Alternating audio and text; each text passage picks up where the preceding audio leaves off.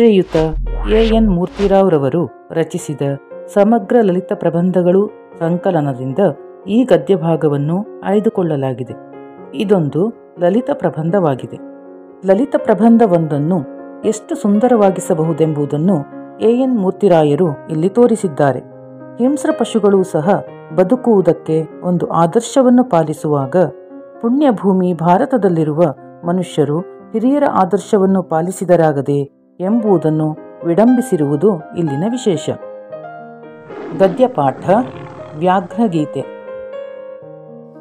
ಎಲೆಬೆಕ್ಕೆ, ರೂಪಿನಿಂದಲೇ ಹುಲಿಯ ಜಾತಿಗೆ ಸೇರಿದೆನೆಂದು ಗರ್ವಿಸಬೇಡ ಎಂದು ಬರೆದ ಕವಿಯ ವಿಷಯದಲ್ಲಿ ಲೇಖಕರಿಗೆ ಬಹಳ ಗೌರವ ಉಂಟು. ಆತ ಹುಲಿಯನ್ನು ಕೇವಲ ಹಿಂಸ್ರ ಪಶುವೆಂದು ತಿರಸ್ಕರಿಸಲಿಲ್ಲ, ಅದರ ಜಾತಿಗೆ ಸೇರುವುದು ಹೆಮ್ಮೆಯ ವಿಷಯವೆಂದು ಮನಗಂಡಿದ್ದನು. ಹುಲಿ ಪ್ರಾಣಿಗಳನ್ನು ಕೊಂದು ತಿನ್ನುವುದೇನೋ ಉಂಟು, ಆದರೆ ನಿಷ್ಪಕ್ಷಪಾತವಾದ ದೃಷ್ಟಿಯಿಂದ ನೋಡಿದರೆ ಅದರಲ್ಲಿ ತಪ್ಪೇನಿದೆ? ಶಾಖಾಹಾರವನ್ನು ತಿಂದು ಬದುಕಬಹುದಾದ ಮಾನವನೇ ಮಾಂಸವನ್ನು ತಿನ್ನಬಹುದಾದರೆ ಹುಲಿಯಲ್ಲಿ ಅದೊಂದು ದೊಡ್ಡ ಅಪರಾಧವೇ? ಅದು ಆಹಾರಕ್ಕಾಗಿ ಕೊಲ್ಲುವುದರಲ್ಲೇನೂ ತಪ್ಪಿಲ್ಲ. ಹಾಗೆ ಕೊಲ್ಲುವಾಗ ಯಾವುದಾದರೊಂದು ಧರ್ಮವನ್ನು ಅನುಸರಿಸಿ ಕೊಲ್ಲುತ್ತದೆಯೇ, ಅಥವಾ ಧರ್ಮಾಧರ್ಮಗಳ ಲೆಕ್ಕವನ್ನೇ ಇಡದೆ ಸ್ವಚ್ಛಂದದಿಂದ ವರ್ತಿಸುತ್ತದೆಯೇ ಎಂಬುದೇ ಮುಖ್ಯ ಪ್ರಶ್ನೆ. ಹುಲಿಗೆ ಧರ್ಮವೇನು ಬಂತು ಎನ್ನಬಹುದು. ಇತರ ದೇಶಗಳಲ್ಲಿರುವ ಹುಲಿಗಳ ವಿಷಯ ಹೇಗೋ. ಆದರೆ ಯಾವ ನಾಡಿನಲ್ಲಿ ಶ್ರೀರಾಮನಂಥ ದೊರೆಗಳು ಆಳಿದರೋ, ಭಗವದ್ಗೀತೆಯಂಥ ಗ್ರಂಥ ಉದ್ಭವಿಸಿತೋ, ಆ ಭರತ ಭೂಮಿಯಲ್ಲಿ ಹುಲಿಗಳಾದರೂ ಅಧರ್ಮ ಕೆಡೆಗೊಡುವುದುಂಟೆ? ಈಚೆಗೆ ಲೇಖಕರ ಬಂಧು ಕೃಷ್ಣಮೂರ್ತಿ ತನ್ನ ವಂಶದವರೊಬ್ಬರ ಅನುಭವದ ಕಥೆಯನ್ನು ಹೇಳಿದಾಗ ಅವರಿಗೆ ಹುಲಿಯ ಧರ್ಮಶ್ರದ್ಧೆಯ ಅರಿವಾಯಿತು. ಕೃಷ್ಣಮೂರ್ತಿಯ ಅಜ್ಜಂದಿರು ತುಮಕೂರು ಜಿಲ್ಲೆಯ ಒಂದು ಹಳ್ಳಿಯವರು. ಅವರ ಹಿರಿಯರು ಸಣ್ಣದೊಂದು ಸಂಸ್ಥಾನದಲ್ಲಿ ಮಂತ್ರಿಯಾಗಿದ್ದು ತಮ್ಮ ರಾಜಭಕ್ತಿಗಾಗಿ ಹೆಸರು ಪಡೆದವರು. ಇಲ್ಲಿಯ ಕಥಾನಾಯಕರ ಕಾಲಕ್ಕೆ ಮಂತ್ರಿತ್ವ ಹೋಗಿ ಕೇವಲ ಶಾನುಭೋಗಿಕೆ ಮಾತ್ರ ಉಳಿದಿತ್ತು.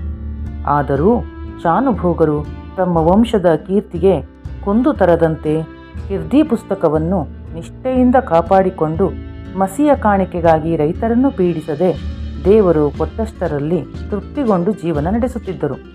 ಅವರ ಭಾಗಕ್ಕೆ ಕೀರ್ತಿ ಪುಸ್ತಕ ಕೇವಲ ಜೀವನದ ಆಧಾರವಲ್ಲ, ಅವರ ರಾಜಭಕ್ತಿಯ ಲಾಂಛನ.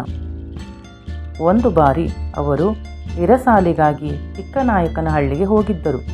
ಖಜಾನೆಗೆ ಹಣ ಕಟ್ಟಿ ಸ್ನೇಹಿತರನ್ನು ನೋಡಿಕೊಂಡು ಅಲ್ಲಿಂದ ವಾಪಸ್ಸು ಹೊರಡುವ ವೇಳೆಗೆ ಸಂಜೆ 6 ಗಂಟೆಯಾಗಿತ್ತು. ಅವರು ತಮ್ಮ ಹಳ್ಳಿಯನ್ನು ತಲುಪಬೇಕಾದರೆ ಮದಲಿಂಗನ ಕಣಿವೆಯನ್ನು ದಾಟಿ ಹೋಗಬೇಕು. ಕಾಡು ದಾರಿ, ಆದರೂ ಬೆಳದಿಂಗಳ ದಿನ. ಸ್ವಲ್ಪ ದೊಡ್ಡ ಹೆಜ್ಜೆ ಹಾಕಿದರೆ ಊಟದ ಹೊತ್ತಿಗೆ ಊರು ಸೇರಿಕೊಳ್ಳಬಹುದು ಎಂದುಕೊಂಡು ಬೇಗ ಬೇಗ ನಡೆದರು. ಆದರೂ ಕಣಿವೆಗೆ ಬರುವ ವೇಳೆಗೆ ಆಗಲೇ ರಾತ್ರಿ ಹೆಜ್ಜೆ ಇಟ್ಟಿತು. ಹಸಿವಿನ ಜೊತೆಗೆ ಭಯವೂ ಸೇರಿ ಅವರ ಕಾಲು ಮತ್ತಷ್ಟು ಚುರುಕಾಯಿತು. ರಸ್ತೆಗೆ ಸ್ವಲ್ಪ ದೂರದಲ್ಲೇ ಇದ್ದ ಗುಹೆಯಲ್ಲಿ ಹುಲಿಯೊಂದು ಮಲಗಿತ್ತು. ದಿನವೆಲ್ಲ ನಿದ್ದೆ ಮಾಡಿ ಆಗ ತಾನೇ ಆಕಳಿಸುತ್ತಾ ಎದ್ದ ಹುಲಿಗೆ ತನ್ನ ಹೊಟ್ಟೆ ಬರಿದಾಗಿದೆ ಎಂದು ಭಾಸವಾಯಿತು.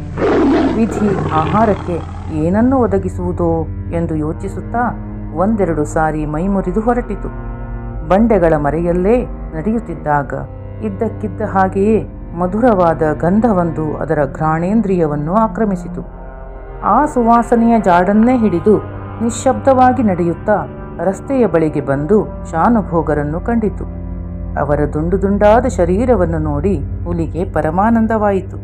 ಹುಲಿಯ ಆನಂದಕ್ಕೆ ಕೊರತೆ ಹೊಂದಿತ್ತು. ಆ ಶಾನುಭೋಗರು ಹುಲಿಗೆ ಅಭಿಮುಖರಾಗಿರದೆ ಅದರ ಕಡೆಗೆ ಬೆನ್ನು ತಿರುಗಿಸಿ ನಡೆಯುತ್ತಿದ್ದರು. ಯಾರನ್ನೇ ಆಗಲಿ ಭರತ ಕಂಡದ ಹುಲಿಗಳು ಹಿಂದಿನಿಂದ ಹಾರಿ ಕೊಲ್ಲುವುದಿಲ್ಲ.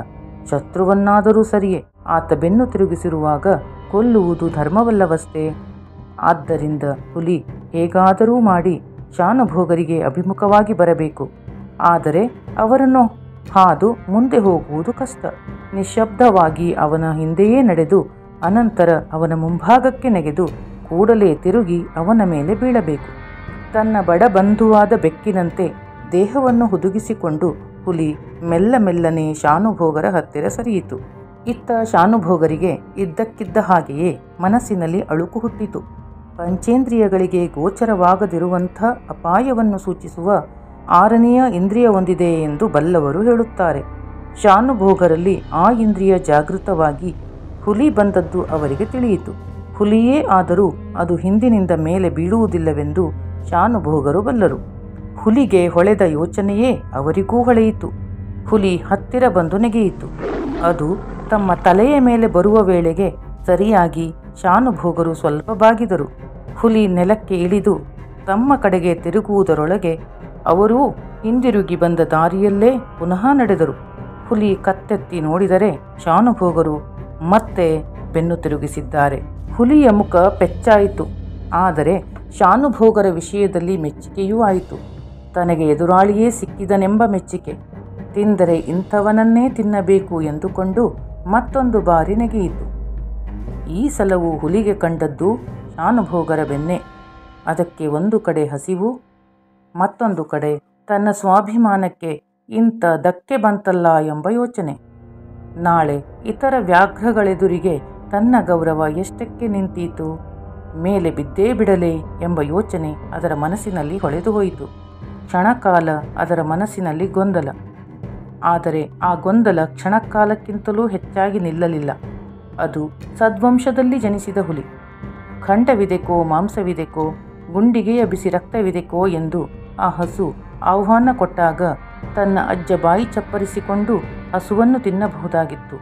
ಆದರೂ ಆ ಹುಲಿರಾಯ ಸತ್ಯವ್ರತೆಯಾದ ಪುಣ್ಯಕೋಟಿಯನ್ನು ತಿನ್ನಲೊಲ್ಲದೆ ಪ್ರಾಣ ಬಿಡಲಿಲ್ಲವೇ? ಆ ಪವಿತ್ರ ಕಥೆ ಸುವರ್ಣಾಕ್ಷರದಲ್ಲಿ ಲಿಖಿತವಾಗಿ ಇಂದಿಗೂ ಹುಲಿಗಳಿಗೂ ಹಸುಗಳಿಗೂ ಆದರ್ಶವಾಗಿಲ್ಲವೇ? ಅಂಥ ಹುಲಿಯ ಮೊಮ್ಮಗನಾಗಿ ಹುಟ್ಟಿ ತಾನು ಅಧರ್ಮಕ್ಕೆ ಕೈ ಹಾಕುವುದೇ? ಹುಲಿಗೆ ಭಗವದ್ಗೀತೆ ನೆನಪಿಗೆ ಬಂತು. ಸ್ವಧರ್ಮೇ ನಿಧನಂ ಶ್ರೇಯ. ಬೈಬಲ್ ನೆನಪಿಗೆ ಬಂದು ಸೈತಾನ ಹಿಂದಿರುಗು ಎಂದುಕೊಂಡಿತು. ಆ ಪಾಪದ ಯೋಚನೆಯನ್ನು ಹೊರದೂಡಿ ಮತ್ತೆ ಶಾನುಭೋಗರ ಮುಂಭಾಗಕ್ಕೆ ನೆಗೆಯಿತು. ಕತ್ತೆತ್ತಿದರೆ ಶಾನುಭೋಗರು ಮತ್ತೆ ತಿರುಗಿದ್ದಾರೆ. ಹುಲಿಗೆ ಅವರ ಬೆನ್ನು ಹೊರತು ಮತ್ತೇನೂ ಕಾಣಲೊಲ್ಲದು. ಈ ಸ್ಪರ್ಧೆ 5-6 ಸಾರಿ ನಡೆಯುವುದರೊಳಗೆ ಇಬ್ಬರ ವೇಗವೂ ಸಲಸಲಕ್ಕೂ ಹೆಚ್ಚಿತು. ಈಗ ಶಾನುಭೋಗರಿಗೆ ನಡೆಯುವುದು ಸಾಧ್ಯವಿರಲಿಲ್ಲ. ನಿಂತ ಕಡೆಯಲ್ಲೇ ಹುಲಿಯ ವೇಗಕ್ಕೆ ಸರಿಯಾಗಿ ಚಾಚೂ ತಪ್ಪದಂತೆ ತಮ್ಮ ವೇಗವನ್ನು ಹೊಂದಿಸಿಕೊಂಡು ಕುಲಾಲ ಚಕ್ರದಂತೆ ತಿರುಗುತ್ತಿದ್ದರು. ಒಂದು ಕ್ಷಣವಾದರೂ ಹುಲಿಗೆ ಅವರ ಮುಖದರ್ಶನವಾಗಲಿಲ್ಲ. ಆದರೆ ಈ ದೊಂಬರಾಟವನ್ನು ಎಷ್ಟು ಕಾಲ ನಡೆಸಲು ಸಾಧ್ಯ? ಶಾನುಭೋಗರ ತಲೆ ಸುತ್ತಲಾರಂಭಿಸಿತು. ಆ ವಿಪತ್ತಿನ ಸನ್ನಿವೇಶದಲ್ಲಿ ಅವರಿಗೆ ತಮ್ಮ ಕೀರ್ತಿ ಪುಸ್ತಕದ ಯೋಚನೆ ಬಂತು.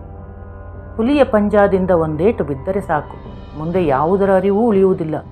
ನೋವೇನಿದ್ದರೂ ಒಂದೇ ಒಂದು ಕ್ಷಣದ ಮಾತು. ಮಡಿಯಬೇಕಾದರೆ ಮಾಡಿಯೇ ಮಡಿಯುತ್ತೇನೆ ಎಂದು ನಿಶ್ಚಯಿಸಿದರು. ಆದರೆ ಮಾಡುವುದಾದರೂ ಏನನ್ನು? ಅವರಲ್ಲಿ ಆಯುಧವಿರಲಿಲ್ಲ. ಕೀರ್ತಿ ಪುಸ್ತಕ ಶಾನುಭೋಗರ ಬ್ರಹ್ಮಾಸ್ತ್ರ, ಅದನ್ನೇ ಉಪಯೋಗಿಸಬೇಕು. ಆದರೆ ಅದು ಹುಲಿಯ ಮೇಲೇನು ಫಲಿಸಿತು?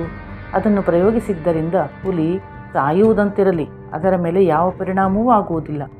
ಆದರೂ ಕ್ಷಣಕಾಲ ಹುಲಿ ಅಪ್ರತಿಭವಾದರೆ, ಅದರ ಗಮನ ಸ್ವಲ್ಪ ಚಲಿಸಿದರೆ ಅಷ್ಟರಲ್ಲಿ ಓಡಿ ಸಮೀಪದ ಮರದ ಮೇಲಕ್ಕೇರಬಹುದೆಂಬ ಹುಚ್ಚು ಆಸೆ. ಅಂತೂ ಮನುಷ್ಯ ಪ್ರಯತ್ನದಲ್ಲಿರುವುದನ್ನೆಲ್ಲ ಮಾಡಿಬಿಡಬೇಕು. ಅದರ ಮೇಲೆ ಕರ್ಮಣ್ಯೇ ವಾಧಿಕಾರಸ್ಥೆ ಮಾ ಫಲೇಶು ಕದಾಚನ.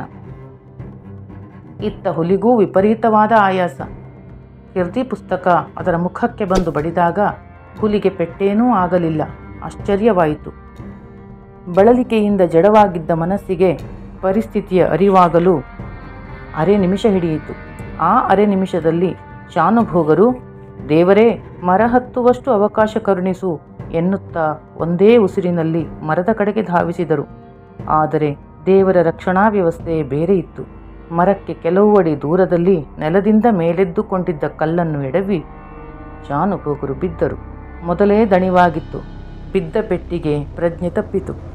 ಅದೇ ವೇಳೆಯಲ್ಲಿ ಚಿಕ್ಕನಾಯಕನಹಳ್ಳಿಗೆ ತೆಂಗಿನಕಾಯಿ ತುಂಬಿಕೊಂಡು ಹೋಗಿದ್ದ ಕೆಲವು ರೈತರು ತಿಂಗಳ ಬೆಳಕಿನಲ್ಲಿ ಗಾಡಿ ಹೊಡೆದುಕೊಂಡು ತಮ್ಮ ಹಳ್ಳಿಗೆ ಹಿಂದಿರುಗುತ್ತಿದ್ದರು. ಶಾನುಭೋಗರು ಬಿದ್ದ ಸ್ಥಳಕ್ಕೆ ಕಾಲು ಹರಿದಾರಿಯಿದೆ ಎನ್ನುವಾಗ ಎತ್ತುಗಳು ಏನು ಮಾಡಿದರೂ ಮುಂದೆ ಹೋಗದೆ ಕಣಿ ಹಾಕಿಕೊಂಡವು. ಅದೇ ವೇಳೆಗೆ ಎದೆ ನಡುಗುವಂತೆ ಹುಲಿಯ ಗರ್ಜನೆ ಕೇಳಿಸಿತು. ಎತ್ತುಗಳ ಘಂಟೆಯ ಶಬ್ದವನ್ನು ಕೇಳಿದ ಹುಲಿ ಕೆಲವು ನಿಮಿಷ ತಡೆದು ನೋಡಿತು. ಆದರೆ ರೈತರ ಮಾತು ಕೇಳಿ ಬಂದ ಮೇಲೆ ನಿರಾಶೆಯಿಂದಲೂ ಕೋಪದಿಂದಲೂ ಗರ್ಜಿಸಿ ಪಲಾಯನ ಮಾಡಿತು. ಗಾಡಿಯವರು 5 ಜನವಿದ್ದರೂ ಎಷ್ಟೇ ಆಗಲಿ ಹುಲಿ ಎಂದರೆ ಭಯವಲ್ಲವೇ? ಸ್ವಲ್ಪ ಹೊತ್ತು ಗಾಡಿಯ ಬಳಿಯಲ್ಲೇ ನಿಂತು ನೋಡಿದರು. ಮತ್ತೆ ಗರ್ಜನೆ ಕೇಳಲಿಲ್ಲ. ಅನಂತರ ಅವರು ತಮ್ಮಲ್ಲಿದ್ದ ಕೋವಿಯಿಂದ ಒಂದೆರಡು ತೋಟ ಹಾರಿಸಿ ಕೈಲಾದಷ್ಟು ಗಲಭೆ ಮಾಡುತ್ತಾ ತೆಂಗಿನ ಗರಿಯ ಪಂಜು ಹೊತ್ತಿಸಿಕೊಂಡು ಜಾಗರೂಕತೆಯಿಂದ ಮುಂದುವರೆದರು. ಮೂರ್ಛೆಯಲ್ಲಿ ಬಿದ್ದಿದ್ದ ಶಾನುಭೋಗರನ್ನು ಕಂಡು ಮುಖದ ಮೇಲೆ ನೀರೆರಚಿ ಎಚ್ಚರಿಸಿದರು. ಕೆಲವು ನಿಮಿಷಗಳಾದ ಮೇಲೆ ಶಾನುಭೋಗರಿಗೆ ಮೂರ್ಛೆ ತಿಳಿಯಿತು. ಆದರೂ ಆಗ ಅವರಲ್ಲಿ ಯಾವುದೊಂದು ಇಂದ್ರಿಯವೂ ಚುರುಕಾಗಿ ಕೆಲಸ ಮಾಡುತ್ತಿರಲಿಲ್ಲ. ಮನಸ್ಸು ಅಸ್ಪಷ್ಟ ಸ್ಥಿತಿಯಲ್ಲಿತ್ತು. ಕಣ್ಣು ಮಂಜು ಮಂಜು. ಎಷ್ಟು ಹೊತ್ತು ಆ ಸ್ಥಿತಿಯಲ್ಲಿದ್ದರೋ ಅವರಿಗಂತೂ ತಿಳಿಯದು. ಎಚ್ಚೆತ್ತಾಗ ಅವರ ಬಳಿಯಲ್ಲಿ 4-5 ಜನ ನಿಂತಿದ್ದರು. ಅವರ ಮುಖವೆಲ್ಲ ಒದ್ದೆಯಾಗಿತ್ತು. ಮೊದಲೇ ಹೇಳಿದಂತೆ ಶಾನುಭೋಗರು ಗಟ್ಟಿ ಮನಸ್ಸಿನವರು. ಬೇಗ ಚೇತರಿಸಿಕೊಂಡೆದ್ದು ನಡೆದ ಸಂಗತಿಯನ್ನೆಲ್ಲ ನೆನಪಿಗೆ ತಂದುಕೊಂಡರು. ಮೈಕೈ ಸ್ವಲ್ಪ ನಡುಗುತ್ತಿತ್ತೇ ಹೊರತು ಅವರಿಗೆ ಮೈಯಲ್ಲಿ ಗಾಯವೇನೂ ಆಗಿರಲಿಲ್ಲ. ಹುಲಿಯ ಭಯವೇನೋ ಕಳೆದಿತ್ತು. ಕಿರ್ದಿ ಪುಸ್ತಕವನ್ನು ಮತ್ತೆ ಪಡೆದು ಭದ್ರ ಮಾಡಿಕೊಂಡದ್ದಾಯಿತು. ಆದರೆ ಅವರ ಮನಸ್ಸನ್ನೆಲ್ಲ ವಿಸ್ಮಯ ಆವರಿಸಿತ್ತು. ತಾವು ಉಳಿದದ್ದು ಹೇಗೆ? ನಿಸ್ಸಹಾಯಕರಾಗಿ ಪ್ರಜ್ಞೆಯಿಲ್ಲದೆ ಬಿದ್ದಿದ್ದಾಗ ಹುಲಿ ತಮ್ಮನ್ನು ಎಳೆದುಕೊಂಡು ಹೋಗಲಿಲ್ಲಬೇಕೆ? ಸ್ವಲ್ಪ ಹೊತ್ತು ಯೋಚಿಸಿ ಗಾಡಿಯವರನ್ನು ಕೇಳಿದಾಗ ಅವರು ಬೆನ್ನು ಮೇಲಾಗಿ ಬಿದ್ದುದಾಗಿ ಹೇಳಿದರು. ಶಾನುಭೋಗರ ಸಮಸ್ಯೆಗೆ ಉತ್ತರ ದೊರೆತಂತಾಯಿತು. ಕೊನೆಯವರೆಗೂ ಆ ಪ್ರಾಣಿ ತನ್ನ ಕುಲಧರ್ಮವನ್ನು ಪಾಲಿಸಿಕೊಂಡೇ ಬಂದಿತ್ತು.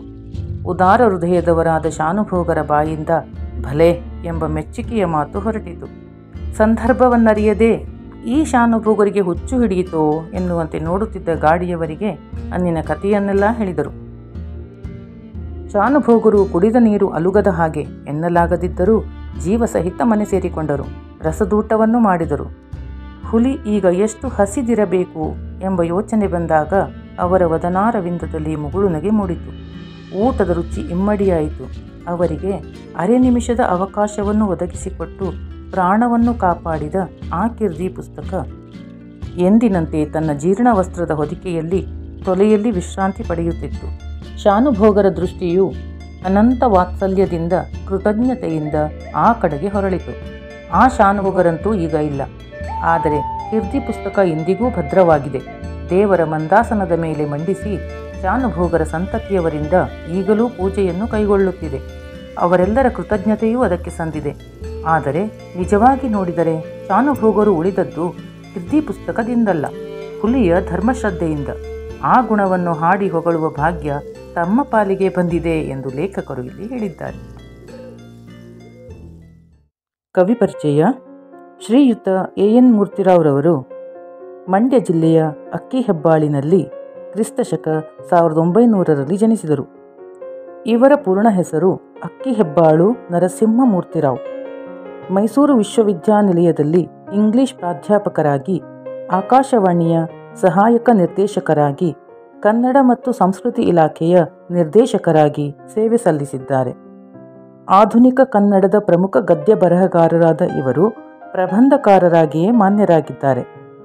ಶ್ರೀಯುತರು ಚಿತ್ರಗಳು ಪತ್ರಗಳು, ದೇವರು, ಹಗಲು ಗನಸುಗಳು, ಅಲೆಯುವ ಮನ, ಅಪರವಯಸ್ಕನ ಅಮೆರಿಕಾ ಯಾತ್ರೆ, ಮಿನುಗು ಮಿಂಚು, ಪೂರ್ವ ಸೂರಿಗಳೊಡನೆ ಮೊದಲಾದ ಅನೇಕ ಕೃತಿಗಳನ್ನು ರಚಿಸಿದ್ದಾರೆ.